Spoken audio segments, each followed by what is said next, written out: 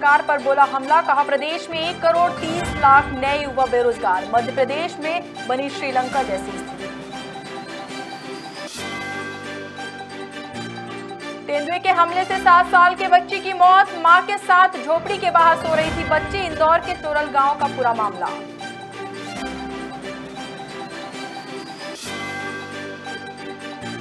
इंदौर के rehab centre में भर्ती मरीज के साथ कर्मचारियों ने की मारपीट, मरीज बुरी तरह से हुआ घायल, पुलिस ने कर्मचारियों को किया गिरफ्तार।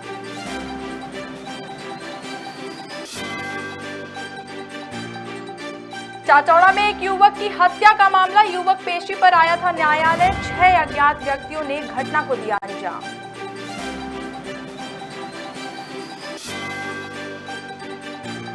और जबलपुर में महंगी शराब का विरोध करना युवक को पड़ा भारी, दुकानदार ने युवक की वो बेरहमी से की पिटाई, सोशल मीडिया पर वीडियो हुआ वायरल।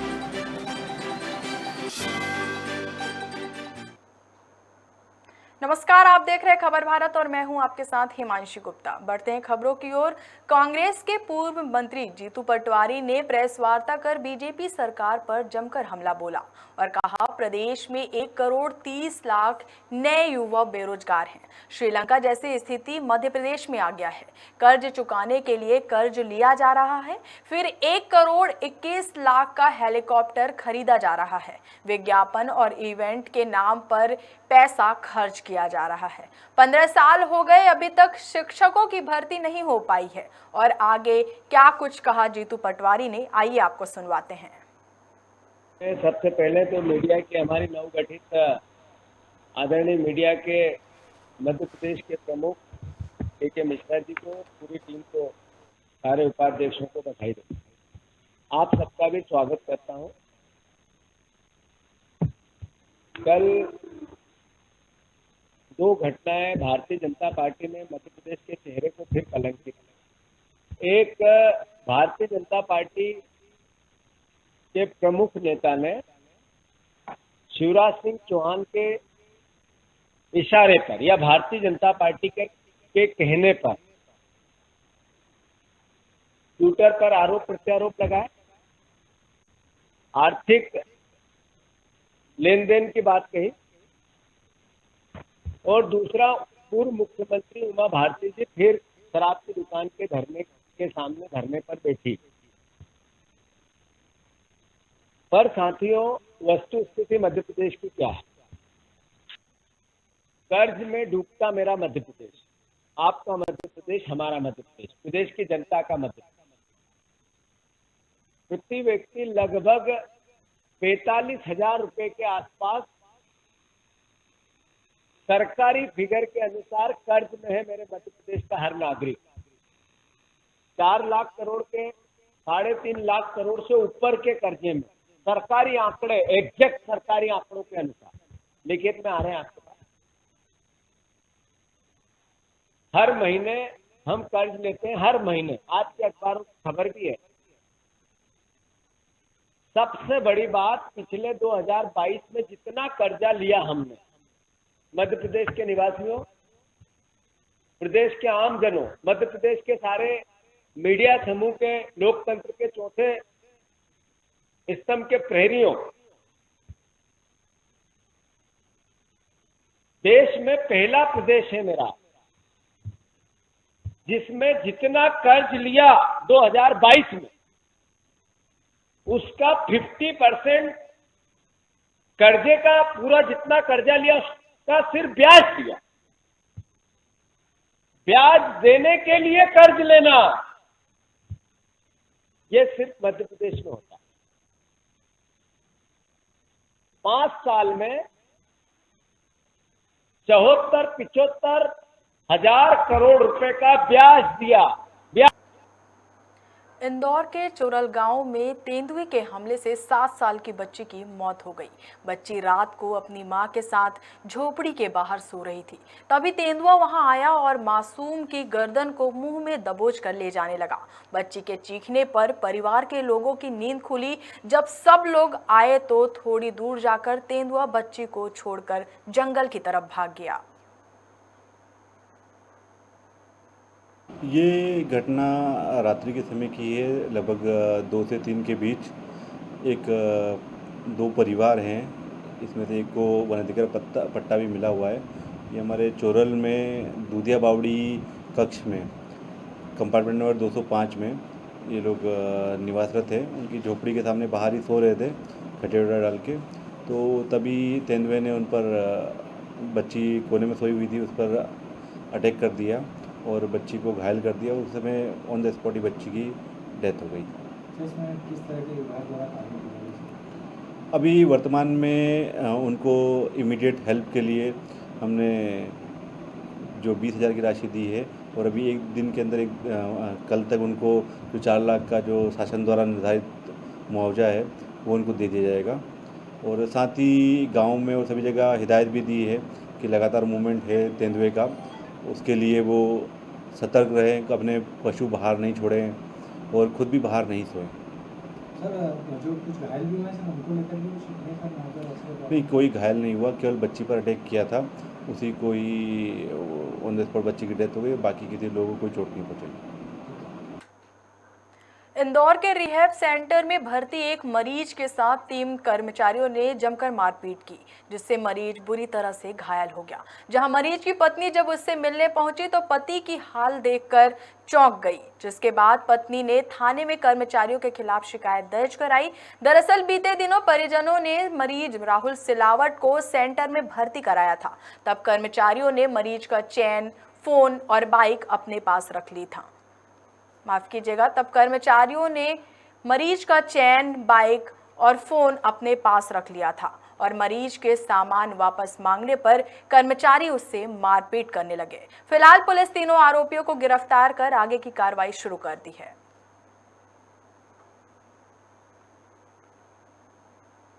दरअसल यह घटनाक्रम थाना एरोड्रम क्षेत्र का है, जहां के छोटा बांगरदा रोड पर स्थित श्री सिद्धि डी एडिक्शन सेंटर के काम करने वाले कर्मचारियों के विरुद्ध एक राहुल सिरसाठ, जो कि स्कीम 78 में रहते हैं, उनके द्वारा दर्ज कराया गया है। राहुल सिरसाठ का यह कहना है कि इसी 6 मई को, माफ़ कीजिए 6 जून को, वह चूँकि शराब पीने के लती थे और इसके कारण से उनके घर वालों ने इस सेंटर में उन्हें भर्ती कराया था। राहुल के अनुसार भर्ती होने के समय ही उस सेंटर के 3 कर्मचारियों ने उनकी मोबाइल, चैन एवं मोटरसाइकिल रख ली थी, जो कि उन्हें बाद में देने को कहा था। जब पीड़ित के द्वारा उनसे यह चीज़ों की मांग की गई तो इसी बात को लेकर के उसके साथ 3 कर्मचारियों ने मारपीट की और चोटें पहुंचाई। बाद में जब पीड़ित की पत्नी वहां सेंटर में मिलने पहुंची तो पीड़ित के द्वारा उसे यह जानकारी दी गई और फिर पत्नी ने पीड़ित को थाने पर लाके तीनों के विरुद्ध रिपोर्ट दर्ज कराई है। थाने में तीनों ही आरोपियों के विरुद्ध विभिन्न धाराओं में प्रकरण पंजीबद्ध कर लिया गया है और कार्रवाई की जा रही है।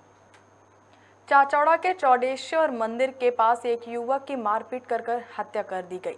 दरअसल युवक न्यायालय में पेशी के लिए आया था। इस दौरान 6 अज्ञात व्यक्तियों ने फूल सिंह को घेर लिया और धारदार हथियार से हमला कर हत्या कर दिया। थाना प्रभारी रवि गुप्ता ने बताया कि युवक जान बचाकर जंगल की तरफ भागा, लेकिन जंगल में अकेला पाकर उसकी हत्या कर दी गई। फिलहाल पुलिस ने शव को कब्जे में लेकर पोस्टमार्टम के लिए भेज दिया है। भोजपुरी का फूल सिंह, मर्दन सिंह, प्रहलाद ने और नीलम ने, पर्वत ने, बंकट ने, राम प्रसाद ने, दशरथ ने, राम नरेश ने 11 बजे हम घर से चाचौड़ पैसे जा रहे थे। अच्छा, कितने लोग थे आप लोग? हम दोनों, पापा जी दोनों था। हम सब गाड़ी फेंक के भैया जी घर का फोन लगे जी, ऊपर चढ़ के जुगा हमारे पीछे छोड़ गया, पापा जी पकड़। जबलपुर में महंगी शराब का विरोध करने पर आदिवासी युवक की बेरहमी से पिटाई की गई। दुकानदार ने युवक से शराब के एक्स्ट्रा 20 रुपए मांगे, नहीं देने पर प्लास्टिक के पाइप, बेल्ट और लात घूंसे से बुरी तरह पीटा। युवक के परिजन जब बीच बचाव के लिए पहुंचे तो उन्हें भी पीटा गया। मामला चरगवा थाना इलाके के बिजौरी का है, जिसका सोशल मीडिया पर वीडियो वायरल हो रहा है। आपको बता दें कि पीड़ित युवक का नाम मुलायम बताया जा रहा है।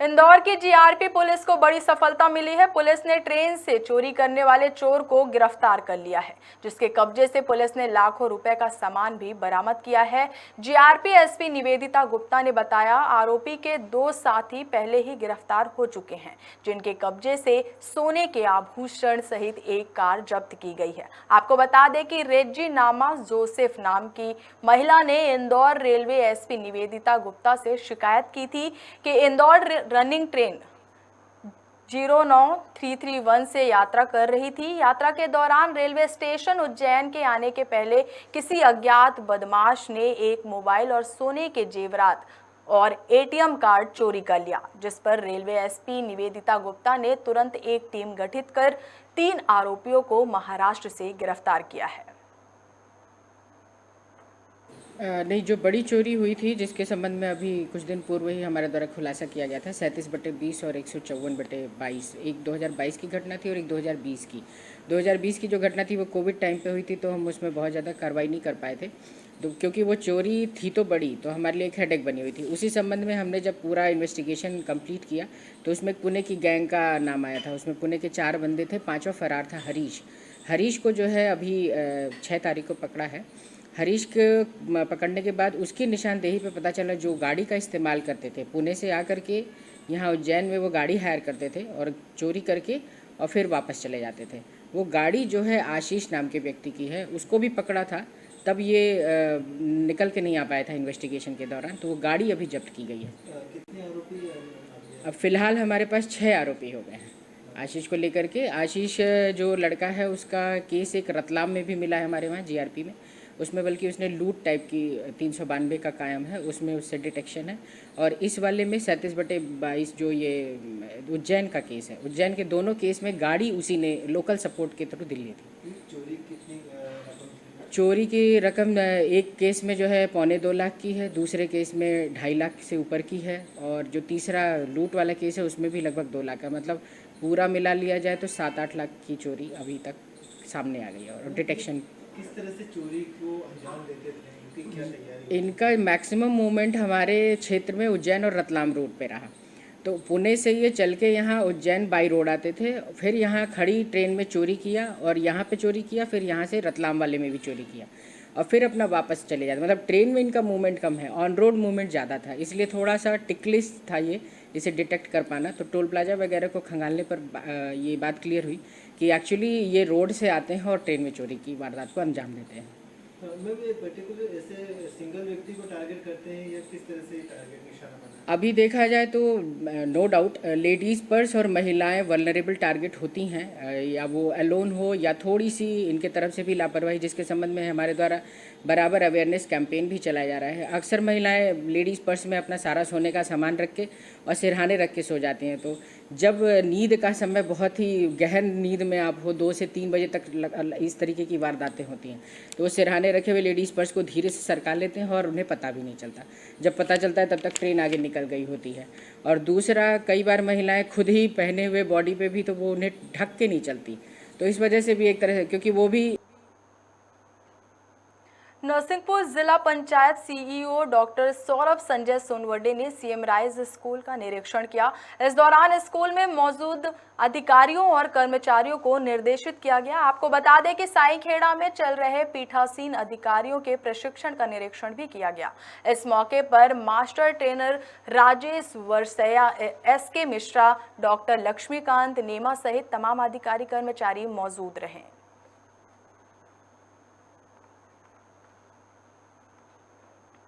रीवा जिले की रहने वाली छात्रा ने इंदौर में अपने ही रूम में फांसी लगाकर आत्महत्या कर ली।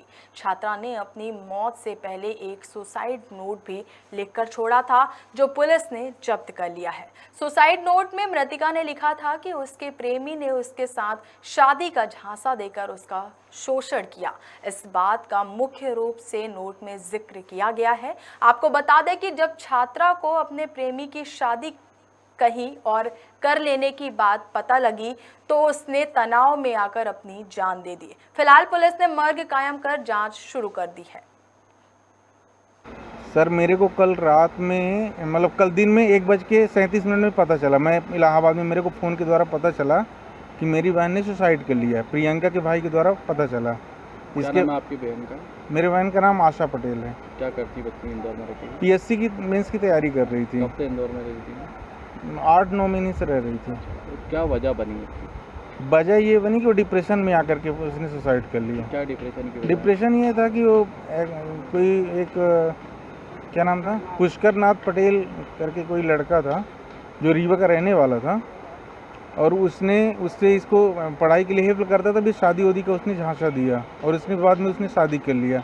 उसी में डिप्रेशन में आकर के उसने ये स्टेप उठाया। तो मेन वजह यही बनी। हाँ, इसका कोई शोषण वोषण भी करा था? ऐसे कोई बात आई थी सामने? अब आई थिंक उसने शोषण तो लिखा है सुसाइड नोट में। क्या क्या लिखा सुसाइड नोट में? लिखा है कि शोषण ने किया, शारीरिक शोषण किया है। ये क्या करता है ये जो? ये गवर्नमेंट जॉब में है। अब क्या? आई थिंक उसका मुझे पता नहीं है किस पोस्ट में कहाँ है। का रहने वाला है? रीवा का ही रहने वाला है। तो टीचर है या छात्र है? नहीं, छात्र नहीं, भी गवर्नमेंट जॉब में है ना। तो कैसे दोस्ती हुई थी इनकी? अब दोस्ती पीएससी में वो भी करता था, वो उसके उतना आइडिया नहीं। मृतिका का नाम आशा पटेल, पिता राजमणि पटेल, उम्र 27 साल, निवासी शारदापुर, निवासी बस स्टैंड के पास रीवा की रहने वाली हैं, जो यूपीएससी की परीक्षा एमपीपीएससी परीक्षा देने के लिए जुलाई में 2021 में इंदौर आई थी, जो 49 अहिल्यापुर इंदौर में कमरा किराया लेकर रहती थी, पढ़ाई करती थी। जिसका भाई यहाँ अमृतलाल पटेल जो आज पीएम करवाने के लिए आया है, जिससे पूछताछ करके उसने बताया है कि मेरी बहन को जो पढ़ाने वाला पुष्कर नाथ पटेल एक वहीं का रीवा का रहने वाला है, जिसने पढ़ाई के दौरान उसके साथ में लवर्स शादी करने का झांसा दिया था और शादी करना चाहता था, और शादी करने के नहीं करते हुए उसने 2 महीने पहले किसी दूसरी लड़की से शादी कर ली है। इस कारण उसको डिप्रेशन में आने के कारण ही उसने फांसी लगा ली होगी। ये टीचर ये इंदौर में रहता है कि रीवा में रहता है? ये रीवा में रहता है, रीवा का ही रहने वाला उधर। तो ये इसको पढ़ाता था या अफेयर था? ये पढ़ाता नहीं था, ये वो पढ़ा लिखा था तो उसको हेल्प करता था पढ़ाई में। अच्छा, हेल्प करता था। हाँ। कब से रिलेशन थे दोनों के? ये करीब साल, 1.5 साल, 2 साल। सुसाइड नोट में कोई और कोई बात लिखी हो? बस उसी का लिखा था जी। क्या लिखा सुसाइड नोट में लड़की ने? और वो मेरे को अभी पता नहीं है, साहब के पास में है। आपका नाम बताओ। थाना बोरका से एएसआई सुमेर सिंह राठौर। जबलपुर के आधार ताल तिराहे में बहुजन समाज पार्टी के कार्यकर्ताओं ने बिरसा मुंडा बलिदान दिवस मनाया, जहां बड़ी संख्या में कार्यकर्ता इकट्ठा होकर बिरसा मुंडा की प्रतिमा पर माल्यार्पण कर उनको नमन किया और बिरसा मुंडा के बताए मार्ग पर चलने की संकल्प भी ली। इस दौरान कार्यकर्ताओं ने बताया कि जमीन जंगल की लड़ाई लड़कर बिरसा मुंडा ने हमारे समाज को एक मुकाम पर पहुंचाया है, जिनकी आज 122वीं शहादत जयंती मनाया जा रहा है। भारत के आदिवासियों के मसीहा धरतीपुत्र बिरसा मुंडा जी का आज पूरे देश में और मध्य प्रदेश में 122वां बलिदान दिवस गमगीन होकर लोग आदिवासी और सभी समुदाय मना रहे हैं। उनका एक भारत की भूमि के लिए एक बड़ा योगदान रहा है कि अंग्रेजी शासन से उन्होंने जल जंगल ज़मीन की लड़ाई लड़ी, और उस लड़ाई के तहत में हम लोगों ने आज जो पूरे देश में आदिवासी इकट्ठा होकर जल जंगल ज़मीन की बात कर रहा है भारत सरकार से, मैं गढ़ा गोंडवाना संरक्षण संघ की ओर से बिरसा मुंडा जी के 122वें शहादत दिवस पर सारे आदिवासी, मूल निवासी, किसान और देश के सभी जवानों को उनकी श्रद्धा सुमन अर्पित करते हुए सबको आज ये आह्वान करता हूँ कि देश में जो चल रहा है, जो हमारे बुजुर्गों ने इस देश के लिए शहादत दी है, इस देश में जो चल रहा है वह लोकतंत्र की हत्या है। जिस तरह से आदिवासियों को मारा जा रहा है, आदिवासियों के जल जंगल ज़मीन के अधिकारों को छीना जा रहा है, यह बिरसा मुंडा जी ने हम लोगों को जो सीख दी थी उसके विपरीत हो रहा है। इसलिए हम भारत सरकार से निवेदन करते हैं कि लोकतंत्र को जिंदा रहने दीजिए, और जिस प्रकार से हमें भीमराव अम्बेडकर जी ने जो स्वतंत्रता दी है एक वोट देने का, तो आज जो मध्य प्रदेश में जो चुनाव हो रहा है सभी आदिवासियों से निवेदन है कि दलगत राजनीति से हटकर अपने आदिवासियों को आगे लाएं और देश को और प्रदेश को बचाएं। किशोरीलाल भलावी, गढ़ा गुणवाना संरक्षण संघ संभागीय अध्यक्ष। हमारे शहीद बिरसा मुंडा जी के आज पुण्यतिथि के अवसर पर आज बहुजन समाज पार्टी के समस्त हमारे नगरवासी नगर कार्यकर्ताओं ने आज उनको माल्यार्पण किया और श्रद्धांजलि अर्पित की। बहुजन समाज पार्टी ब्रह्मेश हमारे ऐसे महापुरुषों को जो इस देश में त्याग और बलिदान किया है, उनके ब्रह्मेश जयंती और प्रणाम दिवस मनाते रहते हैं। बहुजन समाज पार्टी का ये उद्देश्य है इन महापुरुषों की विचारधारा को आगे बढ़ाना, उनके पथ चिन्हों पर चलना, यही उद्देश्य है। मैं बालकिशन चौधरी, प्रदेश प्रभारी जबलपुर। इंदौर के आजाद नगर थाना क्षेत्र में रहने वाली 25 वर्षीय महिला ने सीहोर में रहने वाले अपने पति भोपाल सिंह के खिलाफ महिला थाने में दहेज प्रताड़ना का मामला दर्ज कराया है। दरअसल दोनों की मुलाकात एक शादी समारोह में हुई थी। उसके बाद दोनों में लगातार फोन पर बातचीत होने लगी और 16 अप्रैल 2021 को दोनों ने लव मैरिज कर ली। उसके कुछ दिन बाद दोनों ने घर वालों को राजी मर्जी से पूरे विधि विधान के साथ शादी की, जिसमें युवती के घर वालों ने दहेज के 1 लाख रुपए का चेक, 11,000 रुपए नगद, सोने की चैन और अंगूठी दी थी। फिलहाल पुलिस ने पति के खिलाफ मामला दर्ज कर जांच शुरू कर दी है। हमारे पास महिला आई थी शिकायत लेकर कि एक सीहोर का रहने वाला जो लड़का है उससे उसने प्रेम विवाह किया था, बाद में अरेंज मैरिज की थी। 1 लाख रुपए का उसके बाद इन लोगों ने पुरुष पक्ष को चेक दिया था, 11,000 रुपये नगद, सोने की चेन और अंगूठी भी दी थी। उसके बाद कुछ समय बाद से उसका जो पति है वो उसको परेशान करने लगा कि यदि मैंने अरेंज मैरिज की होती तो मुझे दहेज में अच्छा पैसा मिलता, और कई प्रकार से उस पर शक करके और अलग अलग तरह से मानसिक शारीरिक प्रताड़नाएं देने लगा और दहेज में कार की मांग को लेकर के उसको परेशान कर रहा था, जिसको लेकर के एफआईआर दर्ज की गई। ये बेसिकली सीहोर का रहने वाला है और अपने को फरियादी ने बताया है कि एयरफोर्स में नौकरी करता है। मध्य प्रदेश की धरती पर ऐसा कोई नहीं होगा जो बागेश्वर धाम सरकार के नाम से प्रसिद्ध पंडित धीरेन्द्र शास्त्री को नहीं जानता हो। यह वही नाम है जो पूरे देश और दुनिया में तेजी से लोकप्रिय हो रहा है। लेकिन कुछ दिनों से बागेश्वर धाम के सरकार पंडित धीरेन्द्र शास्त्री और पंडोखर धाम में टकराव की खबरें आ रही थी, जिसने अब तूल पकड़ लिया है। आइए आपको बताते हैं कि आखिर दोनों के बीच चल रहा यह विवाद क्या है। छतरपुर जिले के बागेश्वर धाम पर धीरेन्द्र शास्त्री का दरबार है, जो काफी चर्चित है। धाम पर आने वाले लोगों की बड़ी से बड़ी समस्याओं का समाधान बताते हैं शास्त्री जी, जिसके चलते देश विदेश से लाखों भक्त प्रतिदिन उनके दरबार में पहुंचते हैं। बागेश्वर महाराज ने पिछले कुछ दिनों से बागेश्वर धाम के बाहर राम कथा भी शुरू कर दी है। दमोह, बीना और इंदौर में उनकी कथा में बड़ी संख्या में भक्त पहुंचे। इसी कड़ी में वे 1 जून को कथा करने और दरबार लगाने लंदन गए हुए हैं।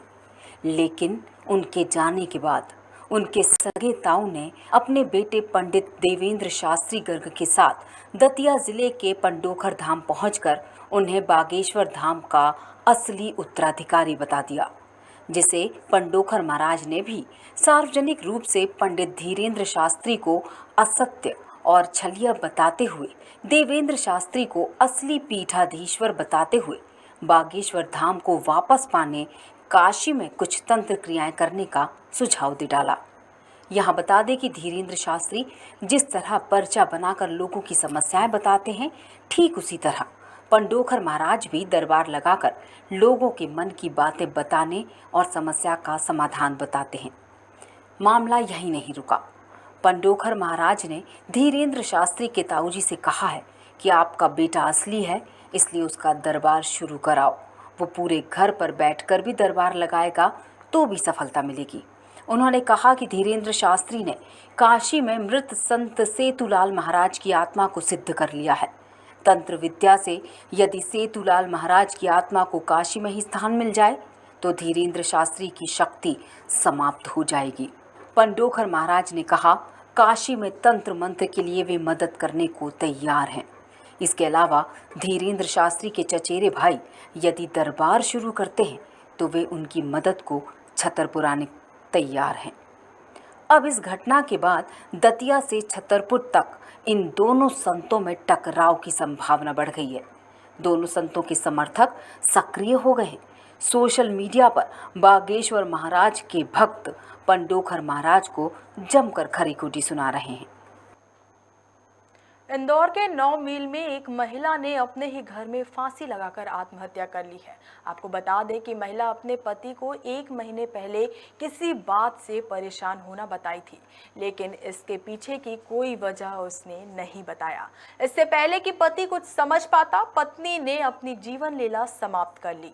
जानकारी मिलते ही मौके पर पहुंची पुलिस ने मर्ग कायम कर शव को पोस्टमार्टम के लिए भिजवाया और आगे की कार्रवाई शुरू कर दी है।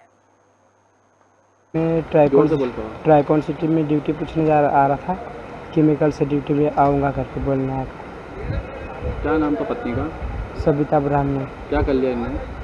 सर तो वापस जाके देखा तो फांसी लगा रखी थी। क्यों लगी फांसी इन्हें? मुझे नहीं पता सर। कब हुई थी शादी आप लोगों की? 2020 में। कोई बच्चे हैं? नहीं सर। कहाँ रहते हैं आप लोग? अभी सर अभी इंदौर में कहाँ रहते हैं आप लोग? 9 मील। 9 मील पे रहते हैं। आप क्या काम करते हैं? सर मैं पढ़ाई करता हूँ। वो पढ़ाई करती थी कुछ? यहाँ सर। क्या करती थी बच्ची? BSc nursing. क्यों लगा ली फांसी में? क्या वजह बनी है?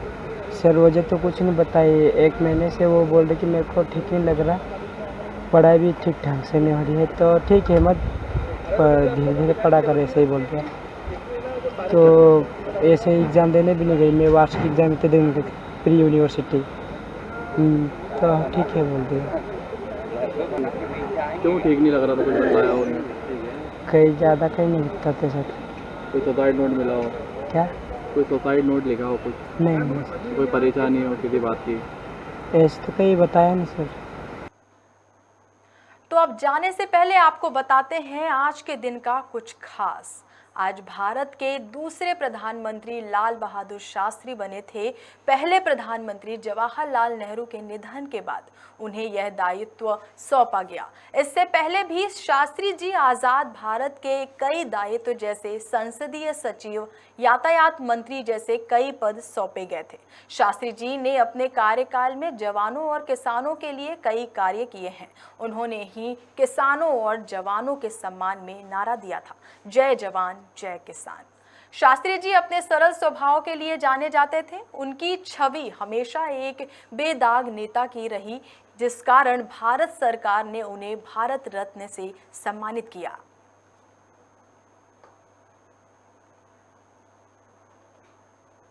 आज भारत की पहली IPS अधिकारी किरण बेदी का जन्मदिन है।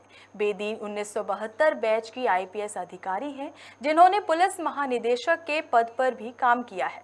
सन 2007 में सेवानिवृत्त होकर किरण बेदी ने सामाजिक कार्यों के साथ राजनीति में भी कदम रखा था।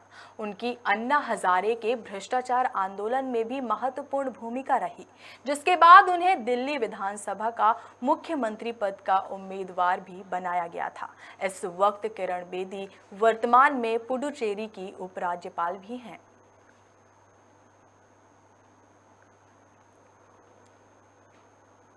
आज ही के दिन अंतर्राष्ट्रीय कलाकार MF हुसैन ने दुनिया-ए-फानी को अलविदा कहा था। युवा चित्रकार के रूप में MF Husain Bengal school of arts की राष्ट्रवादी परंपरा को तोड़कर कुछ नया करना चाहते थे, जिसके चलते 1940 के अंत में उन्हें प्रसिद्धि मिलना शुरू हुई।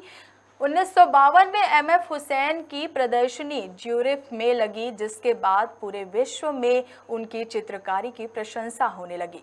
भारत सरकार ने उनकी कला को सम्मान देते हुए 1973 में पद्म भूषण से, 1991 में पद्म विभूषण से सम्मानित किया। साथ ही राज्यसभा के लिए मनोनीत भी किया था।